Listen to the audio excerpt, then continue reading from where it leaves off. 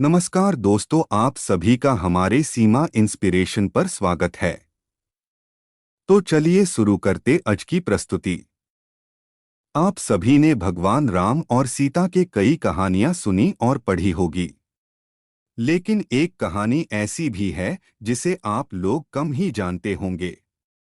तो आज माता सीता के बारे में एक रोचक कथा जानते हैं। एक समय की बात है जब माता सीता अपने उपवन में घूमने गई थी।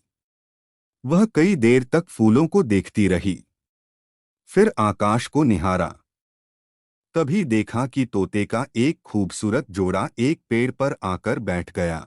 तोता और तोती ने पेड़ पर बैठते ही बातें करना शुरू दी। तोती बोली, क्या आपको पता है स्वामी की अयोध्या में श्री राम जी का जन्म हो चुका है। यही वो श्री राम जी है जिनका विवाह सीता माता से संपन्न होगा। तोता ने उत्तर दिया, हाँ पता है कि रामचंद्र जी का जन्म सीता माता से होगा। यही रामचंद्र इस धरती पर 11,000 वर्ष तक राज भी करेंगे। सीता जी के पिता राजा जनक स्वयंवर रचाएंगे। इस स्वयंवर में खूब सारे राजा महाराजा दूर दूर से आएंगे। वह सभी राजा जनक द्वारा रखे गए धनुष को तोड़ने में असमर्थ होंगे। फिर दशरथ के पुत्र श्री राम उस धनुष को तोड़ेंगे और सीता जी उनको वरमाला पहना देगी।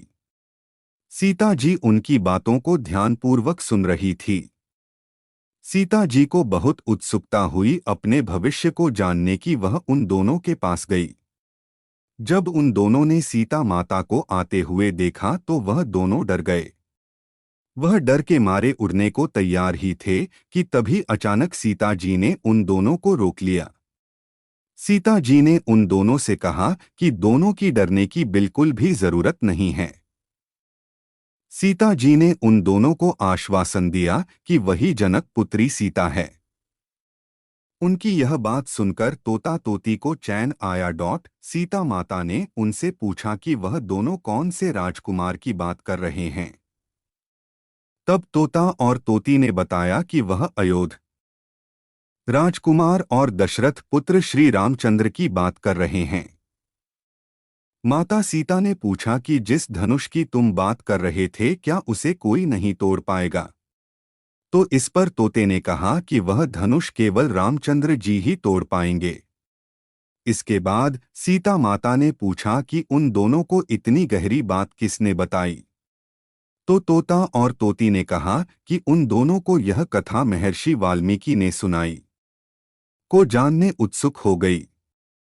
सीता जी ने उन दोनों से कहा कि वह दोनों उनके महल में ही रहकर उनके भविष्य के बारे में बताएं। तो इस बात पर तोते ने कहा कि क्योंकि उसकी पत्नी गर्भवती है इसलिए वह अभी तो महल नहीं चल सकते हैं, लेकिन बच्चे के जन्म के पश्चात वह दोनों सीता जी के महल जरूर आएंगे।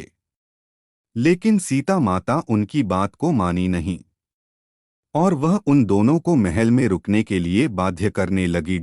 जब वह दोनों सीता जी की बात नहीं माने तो सीता माता ने उस तोती को कसकर पकड़ लिया।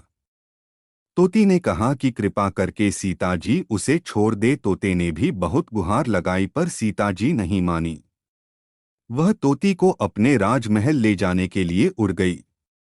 तभी तोती ने कहा कि वह आखिर बार कहती है कि उसे सीता जी छोड़ दे वरना वह उन्हें श्राप दे देगी।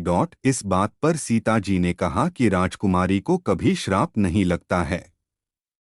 अंत में तोती ने श्राप दे ही दिया।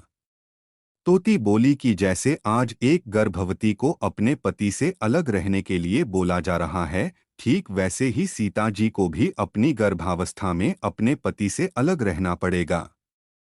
श्राप देने के तुरंत ही बाद में उस तोती ने दम तोड़ दिया। तोते को अपनी पत्नी का बिछुड़न सहन नहीं हुआ। तोते ने भी सीता जी को श्राप दे दिया कि आने वाले समय में वह तोता ही एक इंसान के रूप में जन्म लेगा और वही श्री राम को सीता जी को महल से निष्कासित करने के लिए बाध्य करेगा।